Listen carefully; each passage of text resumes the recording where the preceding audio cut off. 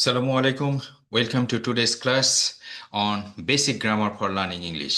Today's class number is class 6, S9 ELTC Score 9 English Language Training Center. I'm Mohammad Ashrafuzzaman. I warmly welcome you to today's class. I hope all of you are doing well and you will enjoy today's class. আমরা এই ক্লাসে 4টা বইকে follow করেছি: learning English the easy way Sadruddin Ahmed, English grammar in use Raymond Murphy, practical English usage Michael Swan এবং Oxford guide to English grammar John Eastwood. তো আরেকটি বিষয়, এই এই এই ঠিক এই ক্লাসটা যদি আপনি ফলো করেন, ফলো করার পরে আমাদের যে গ্রুপ আছে অথবা ফেসবুকেও আমি একটা লিংক দিয়ে দিব।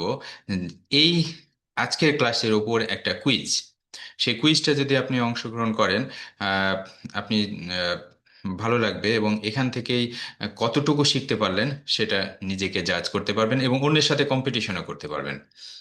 তো আমরা আজকে ক্লাসটা শুরু করছি learning about verb and tense. আমরা কিন্তু আগের ক্লাসে 4টা টেন্স আলোচনা করেছি: present tense, present indefinite tense বা simple present tense, present continuous tense, present perfect tense, present perfect continuous tense. তো আমরা এরপরে সিম্পল পাস্ট টেন্স নিয়ে আজকে আলোচনা করব। তো সিম্পল পাস্ট টেন্সের প্রথমে হলো ভার্ব ফর্ম। আসলে টেন্স আসলে ভার্ব ফর্মের উপর নির্ভর করে, আর ভার্ব ফর্মটা ইম্পর্ট্যান্ট। আপনি টেন্স বুঝেছেন কিন্তু ভার্ব ফর্ম ভুল হলে কিন্তু মানে এটা পুরোটাই ভুল হলো। আসলে ভার্ব ফর্মটাই হলো টেন্সের আসল জিনিস। কোন কোন সিচুয়েশনে কোন ভার্ব ফর্ম হবে মানেই হলো কোন টেন্স হবে সেইটা। তো সিম্পল পাস্ট টেন্সের ভার্ব ফর্ম হলো পাস্ট ফর্ম অফ ভার্ব, মানে একটা ভার্বের পাস্ট ফর্ম। আমরা সাধারণত যেটা 3টা ভার্ব ফর্ম আমরা মুখস্থ করে থাকি, মেমোরাইজ করি, সেটা হলো present form, past form, past participle form. তো যেমন গো, ওয়েন্ট, গন।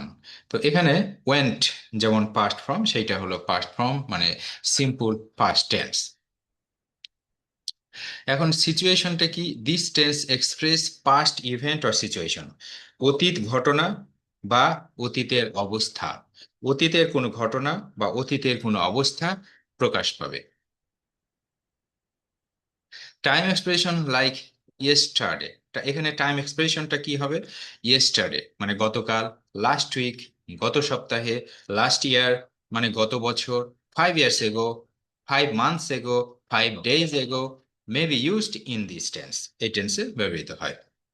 আমরা কিছু এক্সাম্পল দেখি। I went to Dhaka last week, আমি গত সপ্তাহে ঢাকা গিয়েছিলাম। এখানে ওয়েন্ট হলো পাস্ট ফর্ম, এই যে পাস্ট ফর্ম সেটাই এখানে বসছে, went.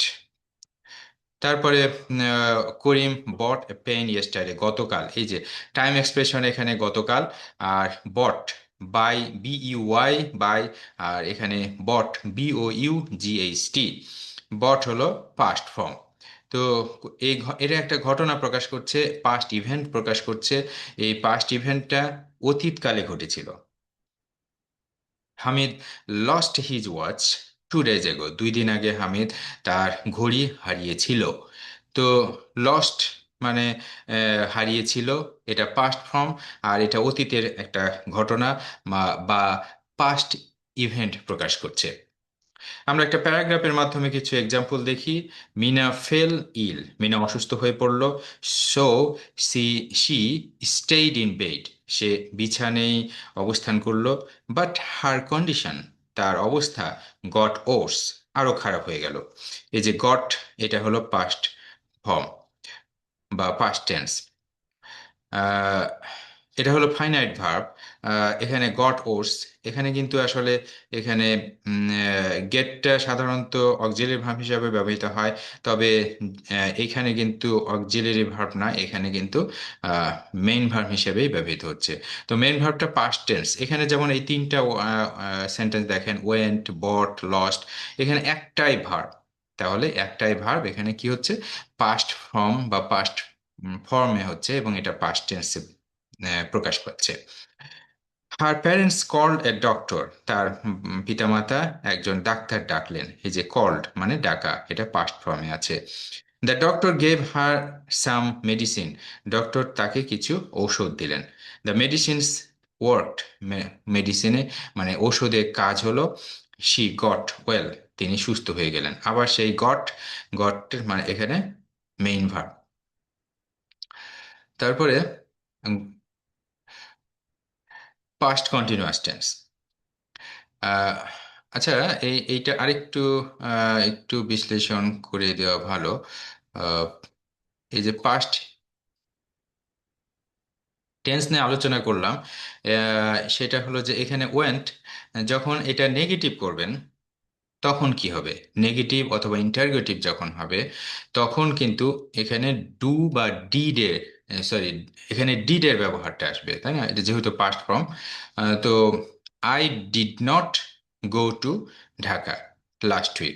I did not go to Dhaka last week.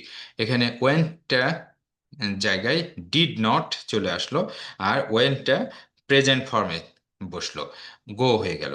I did not go to Dhaka Dhaka last week.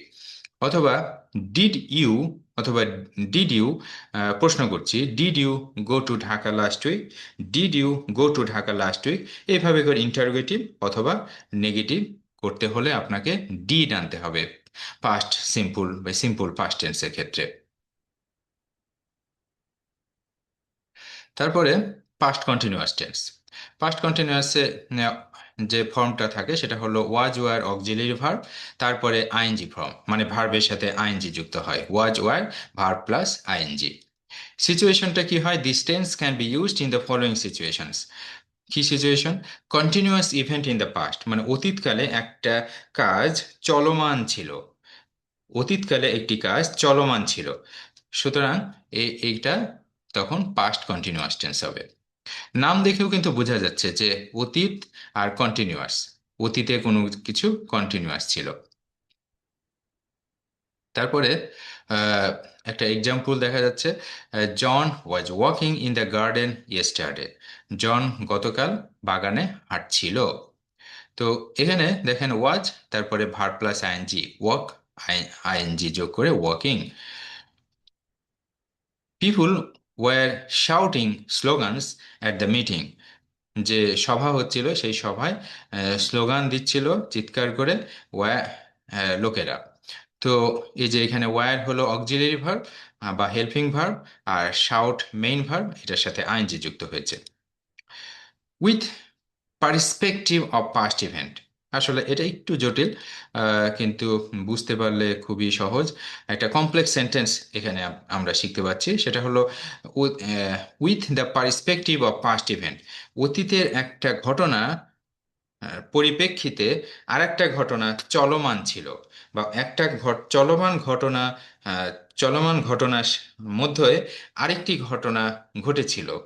এরকম দুইটা ঘটনা মধ্যে যেটা হঠাৎ করে ঘটেছিল সেটা হবে পাস্ট সিম্পল, আর যেটা চলমান ছিল সেটা হবে পাস্ট কন্টিনিউয়াস। যেমন I was washing my clothes, আমি আমার কাপড় ধুচ্ছিলাম, হোয়েন দ্য টেলিফোন র্যাং, মানে আমি কাপড় ধোয়া অবস্থায় ছিলাম, আমার কাপড় ধোয়াটা চলমান ছিল, আর সেই সময় ফোনটা বাজলো। ফোনটা একটা ইভেন্ট, ফোন বাজাটা একটা ইভেন্ট, আর চলমান ইভেন্ট হলো এই past continuous tense, I was watching, washing, I was washing my clothes when the telephone rang. Helen was crossing the street, Helen রাস্তা পার হচ্ছিল, হোয়েন দ্য অ্যাক্সিডেন্ট হ্যাপেন, যখন অ্যাক্সিডেন্টটা ঘটে। অ্যাক্সিডেন্টটা যখন ঘটেছিল, রাস্তা পার হওয়ার সময় অ্যাক্সিডেন্টটা ঘটেছিল। তারপরে আরো এক্সাম্পল প্যারাগ্রাফের মাধ্যমে, I was sleeping last night, আমি গত রাতে ঘুমাচ্ছিলাম, when there was a loud knock, জোরে করে নক হয়েছিল, অ্যাট দ্য ডোর, দরজায়।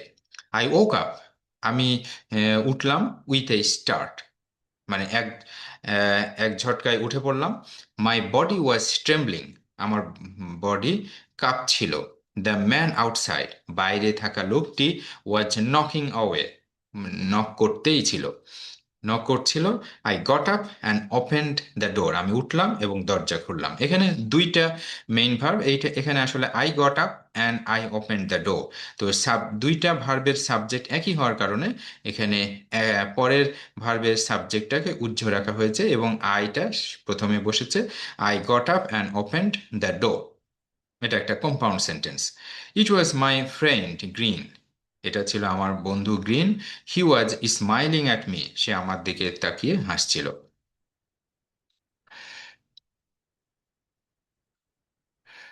Past perfect tense. Past perfect tense হলো ভার্ব ফর্ম হ্যাড যোগ পাস্ট পার্টিসিপল। এখানে হ্যাড যোগ পাস্ট পার্টিসিপল, এটা হলো ভার্ব ফর্ম। এরপরে আমরা সিচুয়েশনটা দেখব। In this tense there are two past events, দুইটা ঘটনা থাকবে এখানে। One event occurred before the other, একটা ঘটনা আর একটা ঘটনা পূর্বে ঘটেছিল। The event that was firstly occurred, যেটা প্রথমে ঘটেছিল, is the first perfect tense.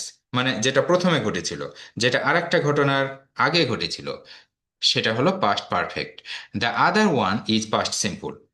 তো দুইটাই অতীতকাল, দুইটা অতীতকালের মধ্যে যেটা বেশি অতীত, মানে যেটা আগে ঘটেছে, অতীতেরও অতীত, সেটা হলো পাস্ট পারফেক্ট। আর যেটা পরে ঘটেছে, সেটা হলো ঘটেছিল আর কি, সেটা হলো পাস্ট সিম্পল। উদাহরণ দেখি।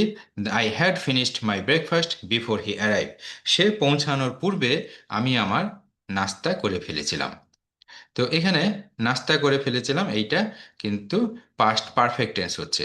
আর বিফোর, বিফোর হি অ্যারাইভড, এইটা হলো পাস্ট ইনডিফিনিট টেন্স। এখানে একটা মনে রাখার মতো ব্যাপার, সেটা হলো বিফোর মানে পূর্বে। আপনি যখন এরকম সেন্টেন্স লিখবেন, বিফোর মানে পূর্বে, বিফোর এর পূর্বে পাস্ট পারফেক্ট। আর যখন যখন দেখবেন আফটার, আফটারের পরে, আফটার মানে পরে, আফটারের পরেই পাস্ট পারফেক্ট। এটা একটা মনে রাখার মতো ব্যাপার, মনে রাখতে পারেন সহজেই। বিফোর এর পূর্বে পাস্ট পারফেক্ট, আফটার এর পরে পাস্ট পারফেক্ট, মানে এই শব্দই বলে দেবে পাস্ট পারফেক্ট কোন দিকে। এরপরে এটা কলোকিয়াল স্পিচে কিন্তু এভাবে ব্যবহার করা যায়। I finished my breakfast before he arrived, সে আসার পূর্বে আমি আমার নাস্তা করেছিলাম। তো যেহেতু বিফোর দ্য স্পষ্ট কোনটা আগে ঘটেছিল, সেই কারণে এই সেন্টেন্সটা বুঝতে আসলে কোনো সমস্যা নাই, কিন্তু লিখার ক্ষেত্রে এরকম লিখবেন না। কারণ আমাদের এক্সামিনাররা এটা অ্যালাউ করবেন না। কিন্তু কলোকিয়ালে আমরা এটা ব্যবহার করতে পারি, বা যখন আমি স্পিকিং করি তখন এটা ব্যবহার করলে কোনো সমস্যা নাই, যেহেতু বিফোর স্পষ্টভাবে বলে দিচ্ছে কোনটা আগে ঘটেছিল। Since the conjunction before makes it clear that which one occurred first, we may made the clause simple past tense. তারপরে হি সেইড দ্যাট, তিনি বললেন যে, he had read the book. এটাও কিন্তু আসলে আমরা যখন ন্যারেশন শিখেছি তখন কিন্তু কি করেছি, আমরা বলেছি যে রিপোর্টিং ভার্ব যদি পাস্ট টেন্স হয়, মানে সেইড হয়, তাহলে পারে এইখানে ইনভার্টেড কমার মধ্যে যে ডিরেক্ট স্পিচ, সেইটা যদি পাস্ট টেন্স হয়, পাস্ট সিম্পল হয়, তাহলে সেটা পাস্ট পারফেক্ট করতে হবে। এটা হলো আমাদের রুলস। কিন্তু দেখেন, হি সেইড দ্যাট, সে বলেছিল যে, এই যে বলার ব্যাপারটা, এটাও কিন্তু অতীত, অতীত হয়ে গেছে। যার কারণে যে কথাটা বলেছে যে হি, সে হয়তো বলেছে he has read the book, hmm, অথবা সে বলেছে হি রেড দ্য বুক।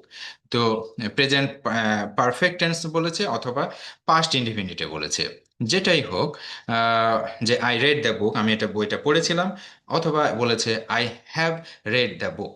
তো সেটাই চেঞ্জ হয়ে এখানে পাস্ট পারফেক্ট টেন্স হচ্ছে। কারণ কি, আমি যদি লজিক্যালি এটা চিন্তা করি, তাহলে দেখবেন যে সে বলেছিল, মানে অতীতের একটা ঘটনা, সে বলাটাও তো একটা ঘটনা, তাই না? আর তার পূর্বে আরেকটা ঘটনা, সেটা হলো বইটা পড়ার ঘটনা। তো বইটার পড়ার ঘটনাটা বেশি অতীত, মানে বেশি পাস্ট। তাহলে বেশি পাস্ট টা হলো past perfect tense. He said that he had read the বুক। এইভাবে চিন্তা করলে কিন্তু আপনি লজিক্যালি এই সেন্টেন্সটা এভাবেই গঠন করবেন। ন্যারেশনের এই নিয়মটা আপনার মাথায় যদি নাও থাকে, আপনি লজিক্যালি চিন্তা করলেই সেন্টেন্স গঠনে কোনো ভুল হবে না। He said that he had read the বুক। অতীতের ঘটনাটা হলো সে বলার ঘটনা, আর তার আগের ঘটনা হলো তার পড়ার ঘটনা। তো যেটা আগের ঘটনা সেটা এখানে পাস্ট পারফেক্ট টেন্স হবে এবং হ্যাড যোগ past participle. The mosquito had flied away before I hit it, মানে আমি মশাটা মারার চেষ্টা করেছিলাম, আমি হিট করার আগেই মশাটা পালিয়ে গেল। The mosquito had flied away before I hit it. Example paragraph. My teacher asked me, আমার টিচার আমাকে জিজ্ঞেস করেছিল whether I had written my English composition, আমি আমার ইংলিশ কম্পোজিশন লিখেছিলাম কিনা। I said I had done half of it, আমি বলেছিলাম আমি এটা অর্ধেক করেছিলাম। হি লুকড ডিসস্যাটিসফাইড, তিনি তাকে অসন্তুষ্ট দেখালো। আই ওয়াজ সরি, আমি দুঃখিত হলাম। দ্যাট আই হ্যাড বিন নেগলিজিয়েন্ট, আমি অবহেলা করেছি। তো পাস্ট পারফেক্ট টেন্স মোটামুটি শেষ করলাম। এরপরে perfect continuous tense. Past perfect continuous টেন্সের ভার্ব ফর্ম হলো had plus been plus ING form. Had been verb plus ING. সিচুয়েশনটা কি হবে? In this tense an action or habit was taking place, একটা অ্যাকশন অথবা একটা অভ্যাস চলমান ছিল, ঘটছিল, over a period of time, একটা সময় ধরে, ইন দ্য পাস্ট অতীতে, prior to some other past event, অন্য একটা পাস্ট অতীতে ঘটনার পূর্বে। He had been working in Rajshahi, তিনি রাজশাহীতে কাজ করছিলেন ফর 5 ইয়ার্স, 5 বছর ধরে, before he was transfer to Khulna, খুলনাতে ট্রান্সফার হওয়ার পূর্বে। তো খুলনাতে ট্রান্সফার হওয়া একটা অতীতের ঘটনা, সেই ঘটনা পূর্বে আরেকটা ঘটনা চলমান ছিল। দেখেন, একটু আগে পাস্ট পারফেক্ট টেন্সের যে কথাটা বলছিলাম, যে অতীতের একটা ঘটনা, আরেকটা হলো বেশি অতীত, একটা মানে কম অতীত, তাই না? তো যেটা কম অতীত সেটা হলো পাস্ট ইনডিফিনিট টেন্স হচ্ছে। তো হি ওয়াজ ট্রান্সফার টু খুলনা, সেটা সে খুলনায় ট্রান্সফার হয়েছিল, এটা একটা ঘটনা, অতীতের ঘটনা, পাস্ট সিম্পল টেন্স বা সিম্পল পাস্ট টেন্স। এইটার পূর্বে আরেকটা ঘটনা চলমান ছিল, তো চলমান থাকার কারণে এটা হলো had been working. Was working না বলে হ্যাড বিন ওয়ার্কিং বলছি। তো অতীতে চলমান ছিল এবং আরেকটা ঘটনার পূর্বে। এবং এখানে আরেকটা গুরুত্বপূর্ণ বিষয় হলো একটা পিরিয়ড অফ টাইম, এই পিরিয়ড অফ টাইমের উল্লেখ আছে, এইটা কিন্তু থাকতে পারে। আর before he was transfer to Khulna, এটা যদি নাও থাকে তাও কিন্তু এই যে ফর 5 ইয়ার্স থাকার কারণে এটা হ্যাড বিন ওয়ার্কিং হবে। You had been studying English for many years, অনেক বছর ধরে তুমি ইংরেজি পড়াশোনা করছো।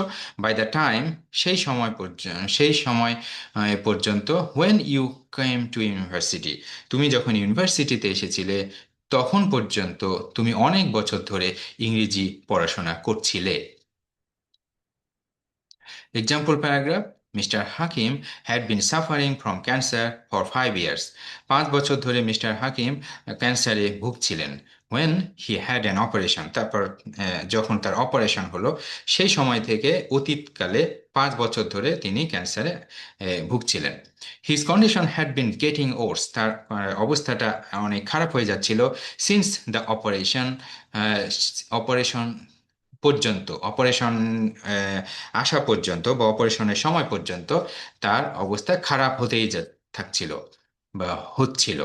He had been lying unconscious, তিনি আনকনসাস অজ্ঞান হয়ে শুয়েছিলেন ফর 2 উইকস, 2 সপ্তাহ ধরে। When he went to sorry when he was sent abroad for treatment, চিকিৎসার জন্য যখন তাকে বিদেশে পাঠানো হয়েছিল। এরপরে আমরা চলে যাচ্ছি সিম্পল ফিউচার টেন্স। আমরা পাস্ট টেন্সের 4টা পাস্ট টেন্স শেষ করলাম, এরপরে আমরা এবার ফিউচার টেন্সেরও 4টা পার্ট শেষ করব, ক্যাটাগরি শেষ করব। ভার্ব ফর্ম হলো shall will, shall or will, present form of a verb, shall উইলের পরে present form of a verb. Situation হলো this tense is used for future event, এমনি সাধারণভাবে ভবিষ্যতের কোনো ঘটনা উল্লেখ যখন থাকে তখন শ্যাল উইল যোগ প্রেজেন্ট ফর্ম অফ ভার্ব বা সিম্পল ফিউচার টেন্স হয়। I will go to Rangpur tomorrow, আমি আগামীকাল রংপুর যাব। Mina will study English, Mina English পড়াশোনা করবে বা ইংলিশ শিখবে বা পড়বে, ইংলিশ পড়বে। Ahmed will not play this afternoon, আজ বিকেলে আহমেদ খেলবে না। এখানে অক্সিলারি ভার্ব কিন্তু উইল, আর অক্সিলারি ভার্বের পরে নট বসিয়ে কিন্তু এটা নেগেটিভ করা যাচ্ছে। তারপরে এখানে একটা নিয়ম বা রুল হলো shall goes with only first person, shall শুধুমাত্র ফার্স্ট পার্সনে পরে বসে বা ফার্স্ট পার্সনের সাথে বসে, and will can go with all persons, will সব পার্সনের সাথেই বসবে। Example paragraphs: Nasim lives in Kumilla.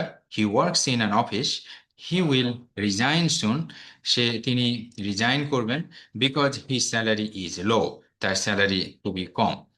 He will set up a shop. তিনি একটা দোকান স্থাপন করবেন।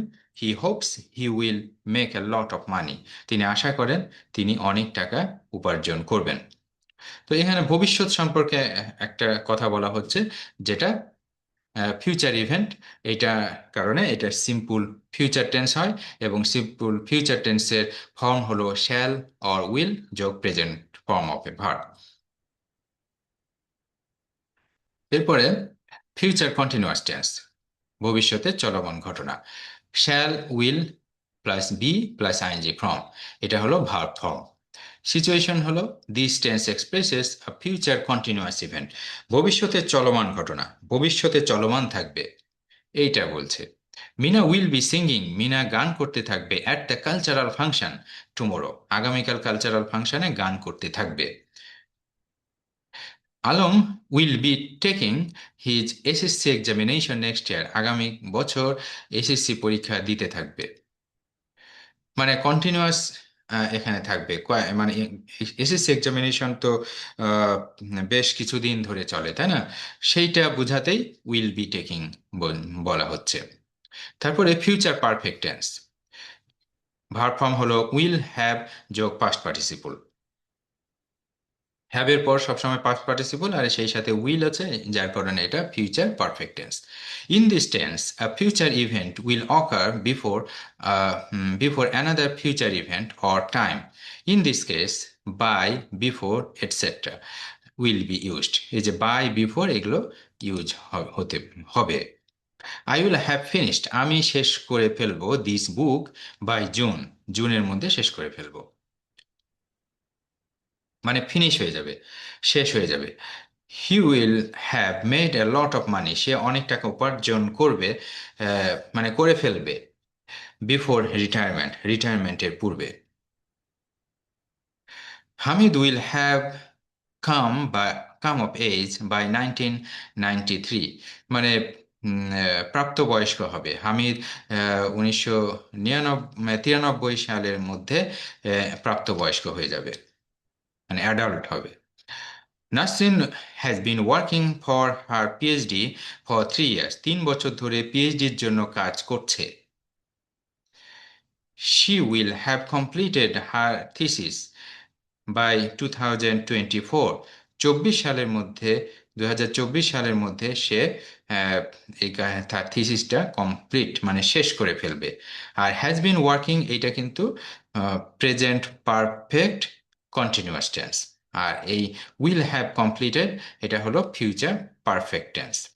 She will have earned her degree by 2025, 2025 সালের মধ্যে আহ, তিনি তার ডিগ্রিটা আহ, পেয়ে যাবেন। Future perfect continuous tense, verb form হলো shall will plus have plus been plus ING form. Shall will have been verb plus ING. সিচুয়েশনটা হলো this tense expresses an event that is going on now, এখন চলছে, and will be going on in the future up to a specific time, এখনো চলছে এবং ভবিষ্যতে চলমান থাকবে একটা নির্দিষ্ট সময় পর্যন্ত। এইরকম সিচুয়েশনে ফিউচার পারফেক্ট কন্টিনিউয়াস টেন্স হয়। In this case, there are two time expression. দুই ধরনের time expression থাকে. One is for duration, and another one indicates a specific time in the future when the event will occur. যখন ইভেন্টটা ঘটে তখন উম, তখনকার কথা ইন্ডিকেট থাকে। তো by 2025 Hamid will have been living in Rajshahi for 20 years।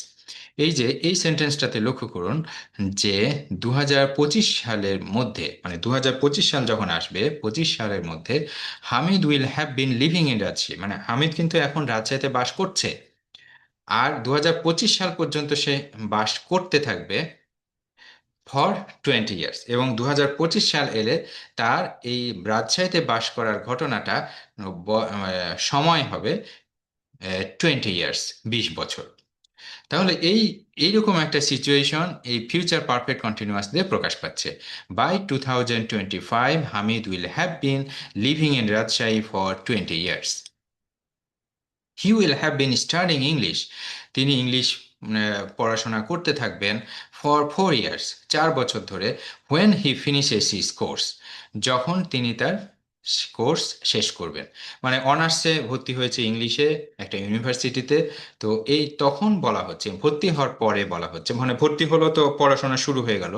তো পড়াশোনা শুরু করে এখন এই ঘটনাটা সুন্দরভাবে প্রকাশ পাচ্ছে এই সেন্টেন্সে, যে এখন থেকে 4 বছর ধরে সে ইংরেজি পড়াশোনা করবে এবং 4 বছর পরে এ, তার কোর্সটা শেষ হবে। তার মানে এই কথাটা ঘুরিয়ে এভাবে বলা হচ্ছে যে যখন এই কোর্সটা শেষ হবে তখন তার 4 বছর ধরে ইংরেজি সে তার পড়া হয়ে যাবে বা পড়তে থাকবে, এরকম আর কি। তো এখানে আবার ফিনিশেস, এটাও কিন্তু ভবিষ্যৎ, কিন্তু এটা এই ভবিষ্যৎ টেন্সটা, ফিউচার টেন্সটা কিন্তু প্রেজেন্ট ইনডিফিনিট টেন্স দিয়ে প্রকাশ পাচ্ছে। এইটা একটা সাবঅর্ডিনেট ক্লজের একটা বৈশিষ্ট্য। যখন এই ধরনের হোয়েন দিয়ে থাকে, তখন ভবিষ্যতে একটা ঘটনা, তখন প্রেজেন্ট টেন্স দিয়ে ফিউচার প্রকাশ পায়। He will have been studying English for 4 years when he finishes his course. Future perfect tense gives emphasis, মানে জোর দেয় on ending of the event, ঘটনা শেষ হওয়ার দিকে জোর দেয়। এটা মনে রাখেন যে দুইটা, এই যে সেন্টেন্স দুইটাতেই কিন্তু কখন শেষ হচ্ছে সেই দিকটা ইন্ডিকেট করে, যেহেতু এটা ভবিষ্যৎ, ভবিষ্যতের শেষটাই তো আমি বলবো, তাই না? তো সেই এন্ডিং অফ দ্য ইভেন্টটার উপরে জোর দেয়। But future perfect continuous tense gives emphasis on the duration of the event, ডিউরেশনের দিকে জোর দেয়। এখানে ফিউচার পারফেক্ট টেন্সের কথা বলা হচ্ছে যে এ, যে কখন শেষ হবে, শেষ হওয়াটা ফিউচার পারফেক্ট, সে শেষ করে ফেলবে এত এই সময়ের মধ্যে কাজটা শেষ হয়ে যাবে। I will have finish the work by tomorrow, আগামীকালের মধ্যে আমি কাজটা শেষ করে ফেলবো। এই যে আগামীকালটা কি এন্ডিং অফ দ্য ইভেন্ট।